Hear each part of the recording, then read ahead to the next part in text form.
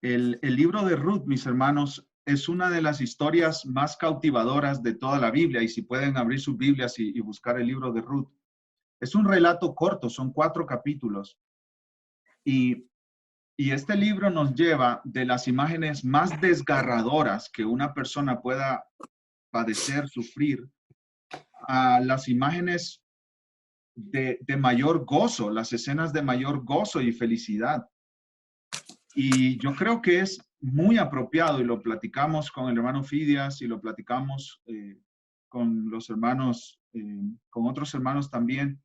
Es muy apropiado para nosotros poder considerar, contemplar la obra de Dios en momentos de dificultad y de crisis. Esta tribulación que estamos pasando ahorita como ciudadanos del mundo realmente, porque esto está por todas partes y todo dice que se va a poner peor. Esto que se está viviendo nos tiene que llevar a Dios, mis amados hermanos, nos tiene que llevar a Dios, y es un buen momento para considerar la vida de Ruth, la historia de Ruth. Entonces, vamos a ir paso a paso, mis hermanos, y vamos a comenzar por el versículo 1 y vamos a ver la hambruna. Este es el primer punto que traigo, y vamos a dividir el capítulo 1 en 2 partes. La primera parte la vamos a cubrir hoy, la segunda parte la vamos a cubrir, Dios mediante, la próxima semana. Y digo Dios mediante porque este tiempo más que ninguno me ha enseñado a mí que Santiago tiene razón. Digan siempre, si Dios quiere, vamos a hacer esto o aquello. Los planes nos han cambiado a todos, mis hermanos, de una manera drástica. Así que Dios mediante, la próxima semana vamos a estar estudiando la segunda parte del capítulo. Entonces, miren conmigo lo que dice Ruth capítulo 1, versículo 1. Aconteció en los días que gobernaban los jueces que hubo hambre en la tierra. La historia de Israel es una historia que nosotros conocemos y es muy particular. Dios escogió a Abraham. A Abraham le nació un hijo, Isaac. Isaac tuvo 2 hijos, Jacob y Esaú. Dios escogió a Jacob. Jacob tuvo 12 hijos, uno de ellos José, que fue llevado a Egipto. Y Dios preservó en Egipto a una pequeña familia que después se multiplicó. Dios los sacó de Egipto 400 años después de José, a través de Moisés. Después anduvieron por el desierto 40 años y después entraron por medio de Josué a la tierra prometida. Cuando Josué murió, entró la nación de Israel a un periodo que se conoce como el periodo de los jueces. Y este es un periodo que se narra en el libro de los jueces. Y realmente ese libro de jueces, mis amados hermanos, está, yo digo, mal nombrado, tiene un mal nombre, porque estos hombres no juzgaron Israel, sino que gobernaron Israel. Quizás se debía llamar los gobernadores o algo así, o los libertadores más bien, porque gobernaron a Israel después de que liberaron el pueblo. Entonces estamos hablando de un grupo de hombres que Dios escogió para liberar al pueblo, pero ¿los liberaban de qué? Seguro que tú has leído Jueces y te vas a dar cuenta que hay ciclos en la historia de Israel que se repiten una y otra vez. El pueblo peca, se va a la idolatría, el pueblo desobedece a Dios, después Dios manda castigos, generalmente a través de otras naciones, y después el pueblo clama a Dios en medio del dolor. Cuando el pueblo clama, Dios levanta un libertador. El libertador los libera del yugo opresor de la otra nación y se repite el ciclo. El pueblo vuelve a desobedecer, vuelve a haber castigo, vuelve a haber un libertador y regresa otra vez al comienzo, desobediencia, etcétera, etcétera, etcétera, etcétera. El tiempo de los jueces fue un tiempo desastroso entre la nación de Israel. Y hay varias cosas que nosotros tenemos que saber para entender el libro de Ruth. Ruth y Noemí vivieron durante uno de los momentos más oscuros en la historia de la nación de Israel, más oscuros. Era un tiempo de idolatría, un tiempo de pecado, un tiempo horrible en la historia de Israel. Aproximadamente 1100 años antes de Cristo sucedió lo que narra el libro de Ruth. Y hay dos versículos claves para entender Ruth. Y yo quiero que vayamos, acompáñenme en sus Biblias, mis hermanos, a Jueces 17:6. Jueces 17:6. En el libro de Jueces ustedes van a leer la famosa historia de Sansón, por ejemplo. Y van a leer otras historias, Ahod, cómo liberó al pueblo, etcétera, etcétera. Jefté, Débora, Barak. Pero al final del libro de Jueces están las historias más horribles que yo he leído en toda la Biblia, mis amados hermanos. Una mujer engaña a su esposo y se va de la casa, el esposo va a otra ciudad a buscarla, la encuentra de regreso a su ciudad donde vivían, a la mujer la abusan sexualmente toda una noche, la dejan muerta, el hombre la parte en 12 pedazos, envía los 12 pedazos a las tribus de Israel. Hermano, eso sucedió en el libro de los Jueces. Por eso cuando yo les digo que es uno de los momentos más oscuros en la historia de Israel, de la nación, estamos hablando de que es un momento muy oscuro, es un momento horrible en la nación de Israel. Y miren lo que dice Jueces 17:6. En aquellos días no había rey en Israel, cada uno hacía lo que bien le parecía. Ahora, fíjense conmigo al final de Jueces 21:25, el último versículo de Jueces. Encontramos las mismas palabras que en Jueces 17:6. En estos días no había rey en Israel, cada uno hacía lo que bien le parecía. ¿Qué sucede, mis amados hermanos, cuando cada uno hace lo que bien le parece? Sucede lo que sucedió en el libro de los Jueces: anarquía, violencia, abuso sexual, idolatría, pecado por todos lados.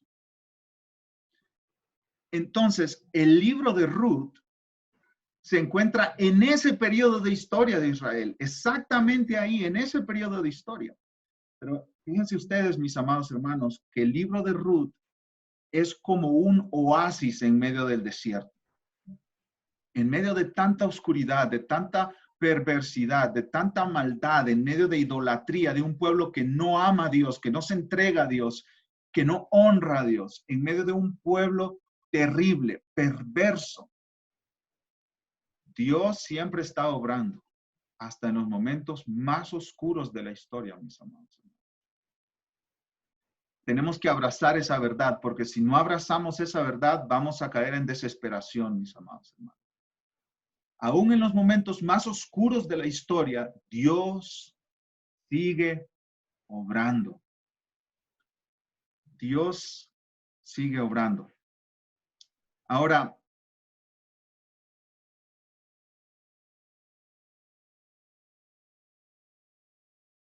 en el libro de Ruth, nosotros aprendemos también que Dios siempre tiene a un remanente fiel.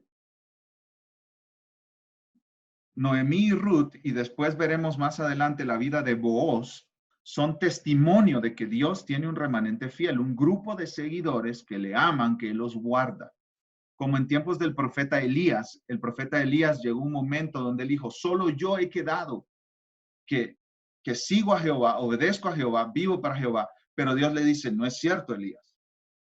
Yo me he guardado un grupo de 7,000 hombres que no han doblado sus rodillas ante Baal. Eso está en Primero de Reyes 19:18.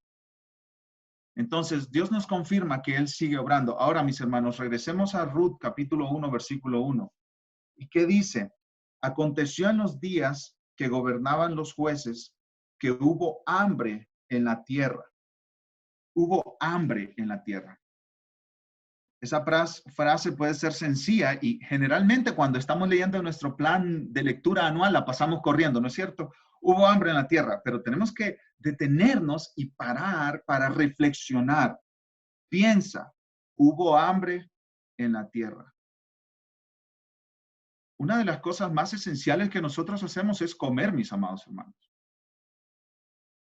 Imagínate tú, ponte en los zapatos, en las sandalias, digamos, de Noemí. Tienes 2 hijos y te quedas sin ingresos y no hay comida, no hay donde tú encuentres comida. Recordemos, mis hermanos, 1100 años antes de Cristo, estamos hablando de 3300 años, 3000 años por lo menos, antes de nuestra era. Una sociedad totalmente agrícola, era una sociedad totalmente dependiente de sus siembras, de sus plantas, de sus cosechas. La lluvia era muy importante, dejó de llover y empezó a secarse la tierra y no había producción y todo esto como castigo de parte de Dios, hambruna. Era una situación sumamente diferente para todo Israel, Y esta hambruna había venido de parte de Dios como castigo por el pecado de Israel. Ahora, no podemos caer en el error, mis hermanos, de decir que todo sufrimiento es por causa del pecado específico, individual, personal. Una vez Jesús iba caminando por la calle y vieron a un paralítico y los discípulos recuerdan que preguntaron, Señor Jesús, ¿quién pecó? Este a sus papás para que este haya nacido así, paralítico. ¿Y qué dijo Jesús? Ni este ni sus padres han pecado, es para que se manifieste la gloria de Dios en él. No todo sufrimiento es razón inmediata de pecado. Entonces, yo quiero citarles a Tim Keller, que él dijo en su libro sobre el sufrimiento, que se los recomiendo, existen varias razones por las cuales una nación, un individuo o una familia sufren. A veces el sufrimiento es para castigar o corregir a una persona por sus incorrectos patrones de vida. Por ejemplo, lo que estaba pasando con Israel en el tiempo de Ruth, una hambruna. ¿Por qué? Porque había idolatría, la gente no respetaba las leyes de Dios, no obedecía a Dios. Hay otro ejemplo en la Biblia, mis amados hermanos, cuando llegó sufrimiento para castigar o corregir a una persona. ¿Recuerdan a Jonás? Dios le dijo, Jonás, ve a Nínive a predicar. Y él dijo, no quiero ir, voy a ir en la dirección totalmente opuesta. ¿Y qué envió Dios? Envió una tormenta que llegó al punto, la tripulación del barco, de tirar a Jonás del barco. Y un pez grande vino y lo tragó. Dios envió ese sufrimiento para castigar o corregir a una persona, en ese caso específico, Jonás. Pero no todo sufrimiento llega por esa razón, mis hermanos, pecado. A veces, el sufrimiento no es para corregir equivocaciones pasadas, sino para prevenir sufrimiento futuro. Y hay un ejemplo muy claro en la Biblia de eso. ¿Recuerdan a José, mis hermanos? José a los 17 años fue llevado a Egipto, vendido por sus hermanos como esclavo. ¿Estaba Dios castigando o corrigiendo un comportamiento de José pecaminoso? No. Pero Dios estaba proveyendo a través de ese sufrimiento de José comida para miles, quizá millones de personas, 13 años después, cuando José salió de la cárcel, el faraón lo hizo segundo a cargo en el reino. Entonces, no todo sufrimiento es por el pecado. A veces Dios nos lleva a un tiempo de angustia, de tribulación, para prevenir sufrimiento en el futuro. Eso le pasó a José. En tercer lugar, mis amados hermanos y hermanas, a veces el sufrimiento tiene el único propósito de guiar a una persona a amar a Dios más ardientemente para que descubra la verdadera libertad. Y esto le sucedió a Job. El sufrimiento de Job, Dios lo mandó, Dios tenía sus propósitos específicamente con Job, era para que Job dijera al final, capítulo 42, de oídas te había oído, pero ahora mis ojos te ven. El sufrimiento de Job fue bueno para él. Pudo amar más a Dios, conocer mejor a Dios. ¿Por qué el coronavirus? ¿Por qué el COVID-19? Dios tendrá muchas razones y estará haciendo muchas obras a través de esto. Él tiene el control de todo, mis amados hermanos. Pero podemos confiar de que en medio de todo Dios está trabajando, ya sea para corregirnos.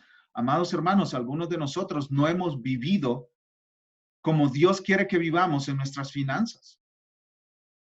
Y ahora estamos en aprietos y nos estamos viendo ahogados porque no hemos manejado bien nuestras finanzas y Dios nos quiere corregir.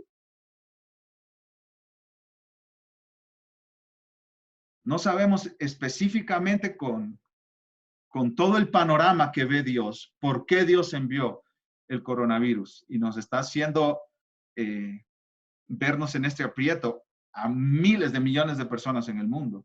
Pero sabemos que Él tiene el control. Quizá, hermanos, quién sabe si Él está previniendo un sufrimiento futuro a través de esto. Sobre todas las cosas, Él quiere que aprendamos a amarle más y conocerle mejor en medio de este sufrimiento. Ahora pasemos, mis amados hermanos, al segundo punto que tengo para ustedes hoy, la mudanza. Leamos Ruth capítulo 1, versículo 1, la segunda parte del versículo 1 hasta el versículo 2. Dice, y un varón de Belén de Judá fue a morar en los campos de Moab. Él y su mujer y 2 hijos suyos. El nombre de aquel varón era Elimelec y el de su mujer Noemí.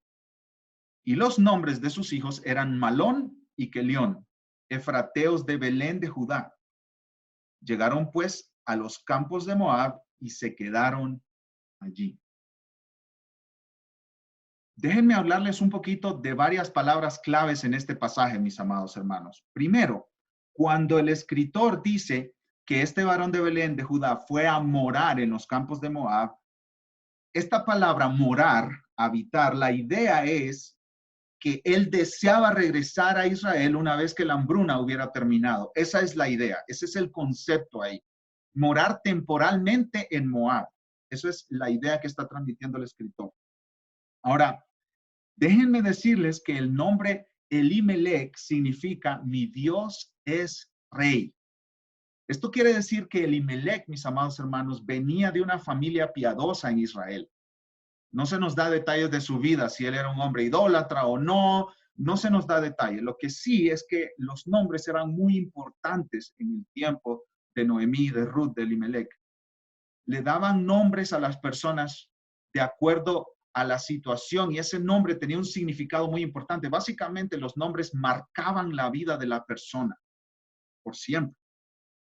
La palabra Noemí significa placentera o dulce. Quizá Noemí nació en un buen tiempo, mis hermanos, en un tiempo de prosperidad, porque ponerle placentera o dulce quiere decir que las cosas estaban bien. Y tal vez tú me dices, pero pastor, ¿de dónde saca eso? Bueno, déjame decirte qué significan los nombres de los hijos de Elimelec y Noemí. Malón, se escucha malo ese nombre, ¿verdad? Malón significa débil o enfermo. Seguro ya había hambruna, ya había necesidad cuando nació Malón y entonces había enfermedad, había debilidad en la tierra de Israel y le pusieron el nombre débil o enfermo. Imagínate tú que te llames Débil Fernández o Enfermo Soto. No, no son buenas noticias para esa persona, ¿verdad? Gracias a Dios que mi papá me puso un nombre bonito. Por lo menos así me dijo mi mamá. El nombre Kelión, ¿qué significa? Significa llegar a su fin o mortandad, mortalidad. Imagínate, Mortalidad López. Qué nombre tan terrible, ¿no es cierto?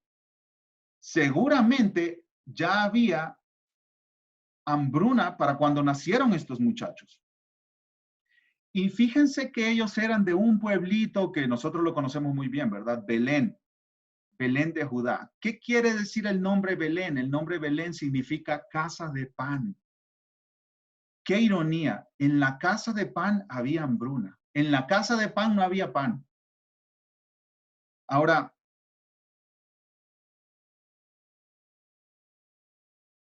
para entender esta sección, tenemos que recordar que Israel y Moab eran enemigos, mis amados hermanos.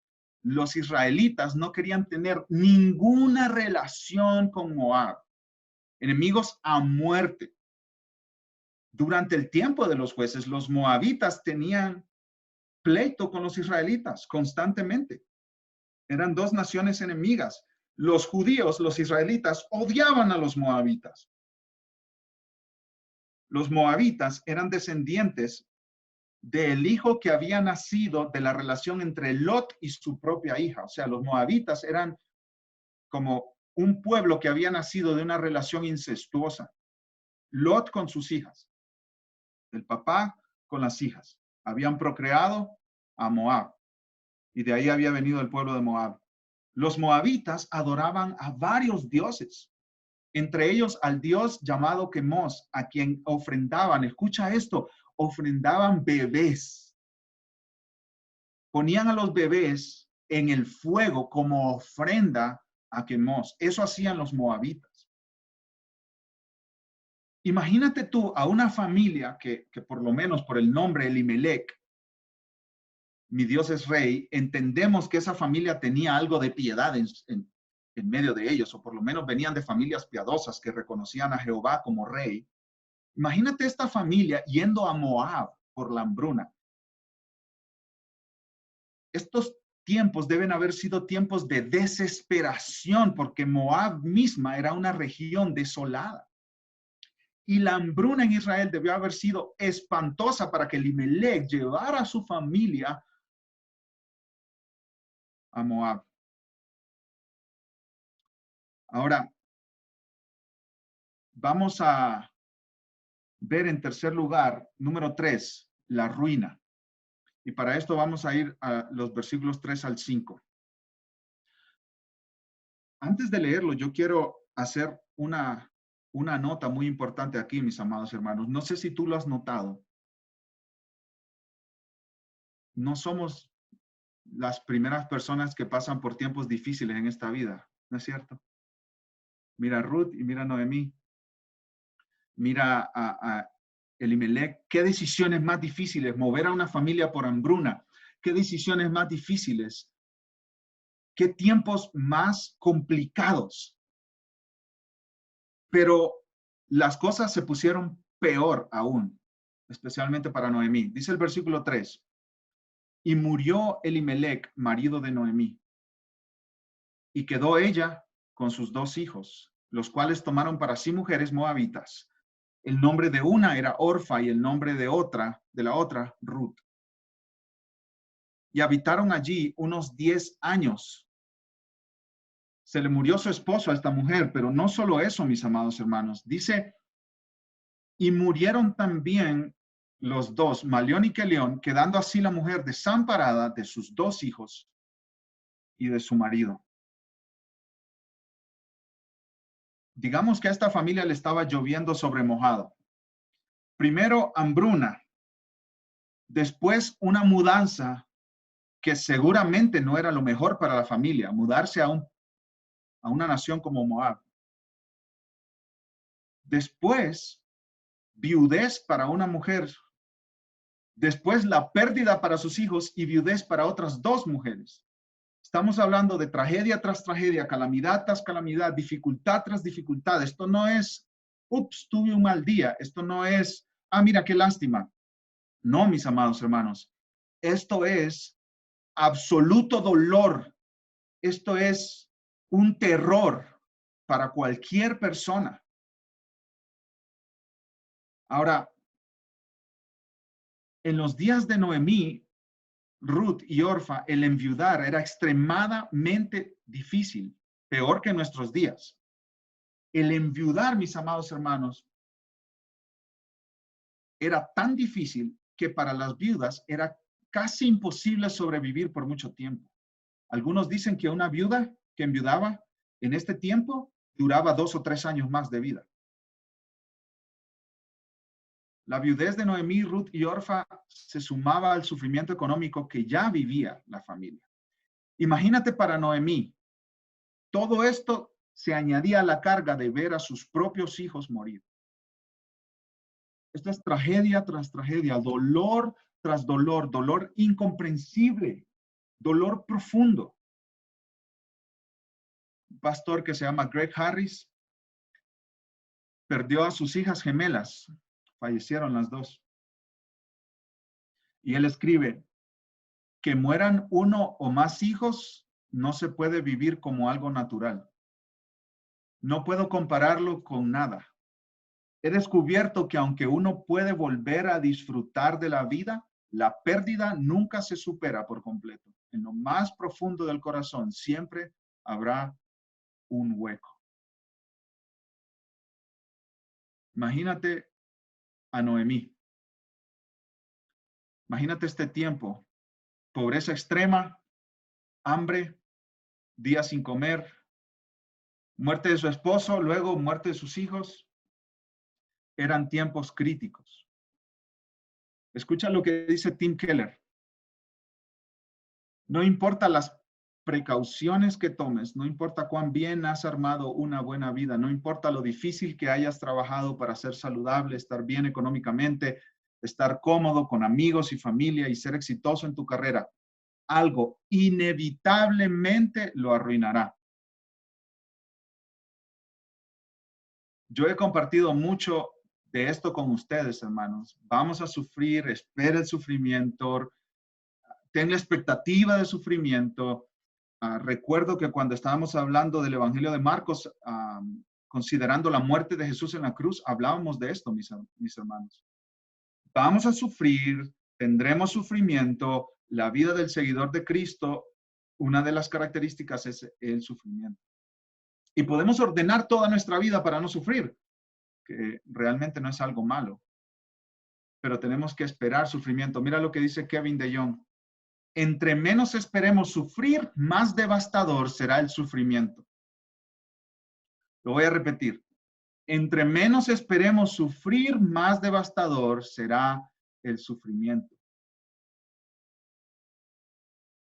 Es como cuando te metes una espina en el dedo. De esas espinitas bien chiquitas que es difícil sacarte del dedo. Y hay que provocar cierto dolor para sacarla. Y si tú dices, no, que no me duela, más vas a sufrir. O cuando te ponen una inyección, no sé cuántos amigos de las inyecciones hay aquí. Yo soy muy valiente con las inyecciones, por cierto, para que quede el récord, ¿verdad? Para que quede claro.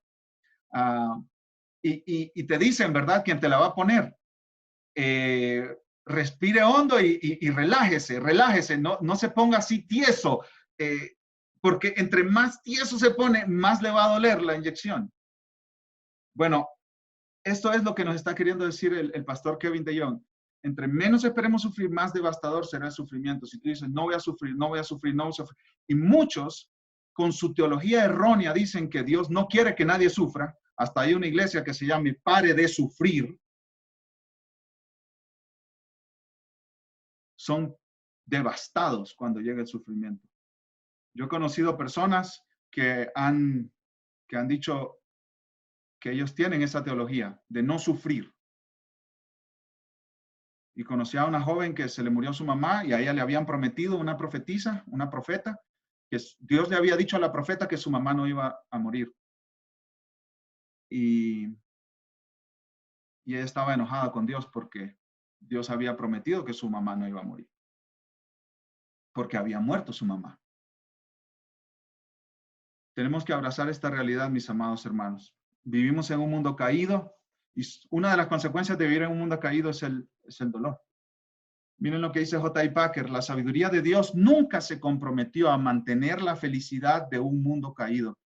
Ni siquiera a los cristianos les ha prometido una vida libre de penurias, más bien al revés. Para la vida en este mundo tiene previstos objetivos que no son simplemente hacer que las cosas les resulten fáciles a todos. Los objetivos de Dios son mucho más grandes que darnos una vida fácil. Última cita de hermanos en Cristo de nuestros días. Desafortunadamente, dice el pastor Mike Leake, la mayoría de las iglesias han fallado en enseñar a la gente cómo pensar bíblicamente sobre las realidades de la maldad y del sufrimiento. La hija de un pastor me dijo, nunca me enseñaron que la vida cristiana sería tan difícil. He descubierto que sí lo es y no estaba preparada. Quizá, y esto fue un comentario de una joven que llegó a la iglesia una vez, quizá opines lo mismo que ella.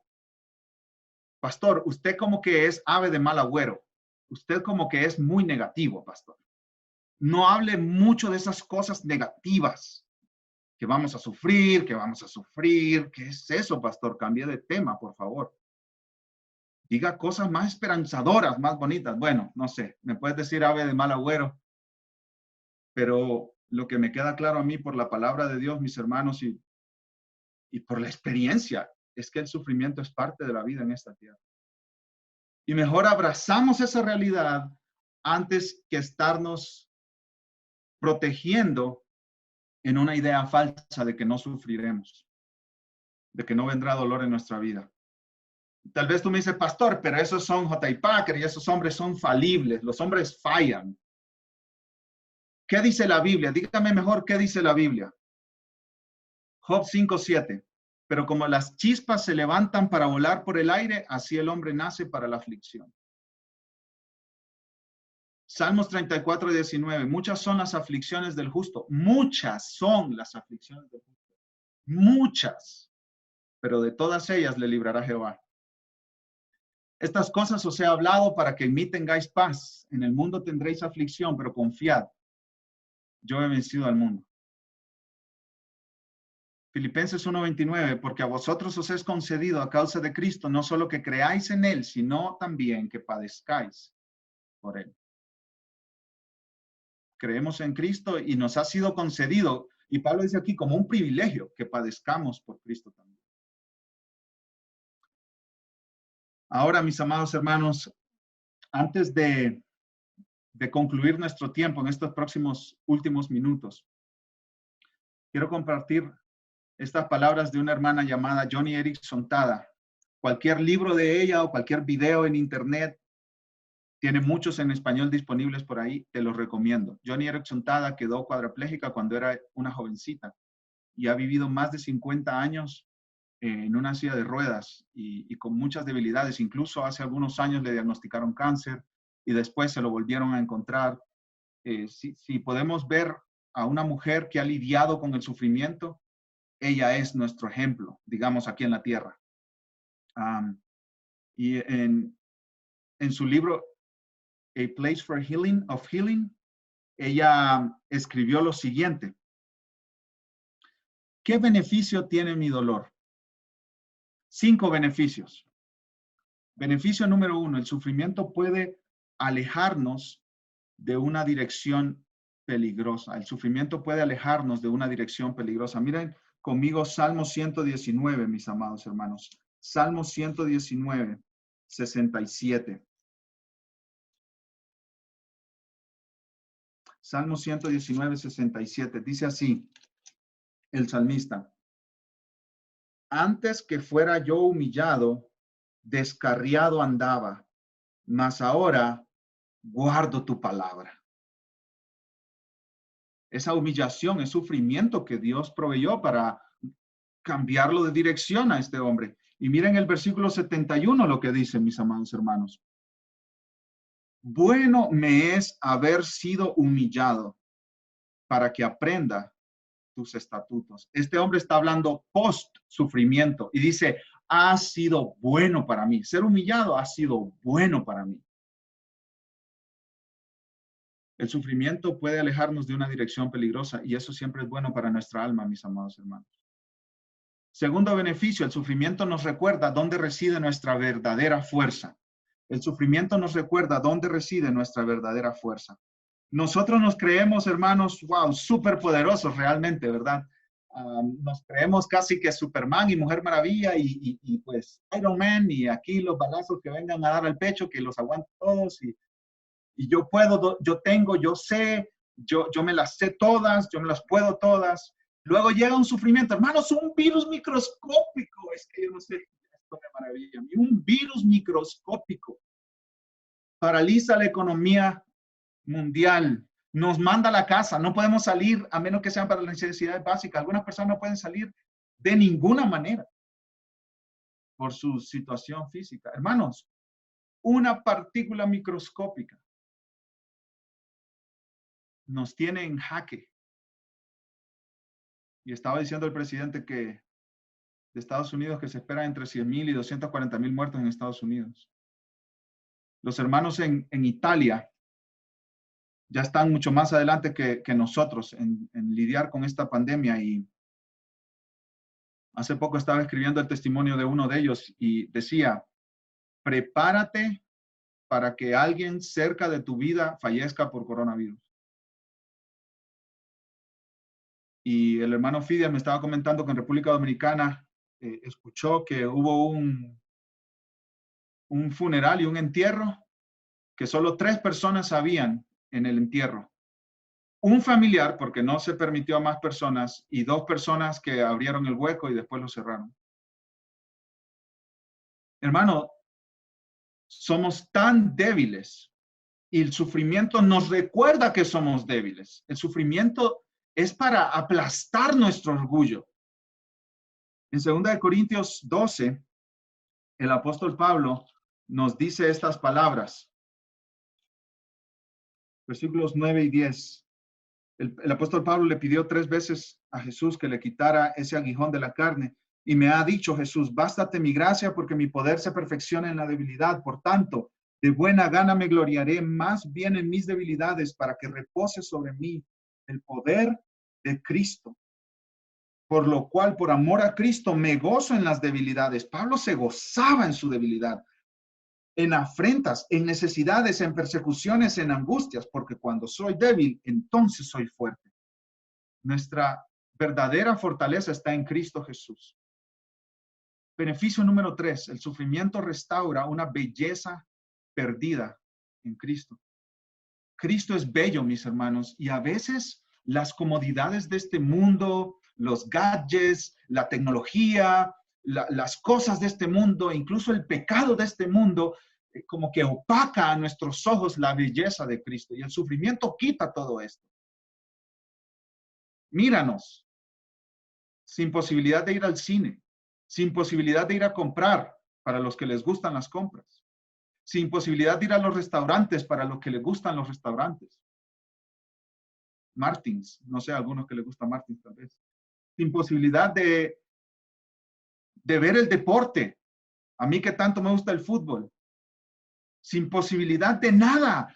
El sufrimiento nos está quitando muchas distracciones para que veamos la belleza de Cristo.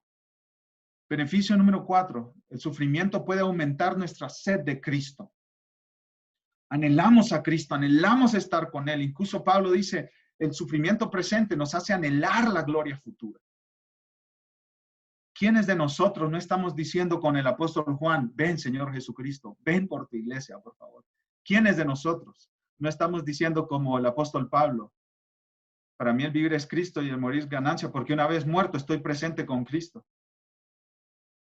Yo he hablado con varios hermanos esta semana, me dicen, pastor, que Cristo venga ya, que Cristo venga ya. Es un buen deseo, es un buen anhelo. Beneficio número 5, el sufrimiento puede aumentar nuestro fruto espiritual. Si yo tuviera tiempo, les contara todo lo que la hermana Joni Eareckson Tada ha hecho para la gloria de Cristo, la fama de Cristo en el mundo entero. Distribución de sillas para las personas con discapacidades físicas, ministerios a padres que tienen hijos con discapacidades físicas. Si yo les pudiera contar, busquen en YouTube, mis hermanos, Joni Eareckson Tada, su ministerio es global, por todo el mundo, enseñando, dando conferencias, dando esperanza a los desalentados. Mucho fruto ha venido por su sufrimiento, mucho fruto para la gloria de Cristo. Y lo mismo podemos decir de José y de Pablo y de Moisés, del apóstol Juan. Y no nos podemos quedar sin mencionar a nuestro Señor Jesucristo, mis amados hermanos. ¿No es cierto? Mucho fruto eterno ha venido por el sufrimiento del Hijo de Dios. Voy a tratar de quitar esta pantalla y ahora hablarles acerca del Evangelio. Dios en su misericordia, mis amados hermanos, vio nuestro pecado y envió a su Hijo Jesucristo, quien vivió una vida perfecta y murió en la cruz. Y ese ha sido el mayor crimen de toda la historia de la humanidad, el asesinato de Jesucristo, el hombre perfecto, el Hijo de Dios. El único que ha sufrido siendo totalmente justo, inocente. Y miren todo el bien espiritual que eso ha traído para nosotros, mis amados hermanos. Vida eterna, salvación eterna, una herencia eterna en los cielos con nuestro Salvador Jesucristo. Ahora nosotros tenemos esperanza, nosotros que estamos en Cristo. Así que el sufrimiento no es por nada, mis hermanos. El sufrimiento no es en vano. Dios tiene sus propósitos para el sufrimiento.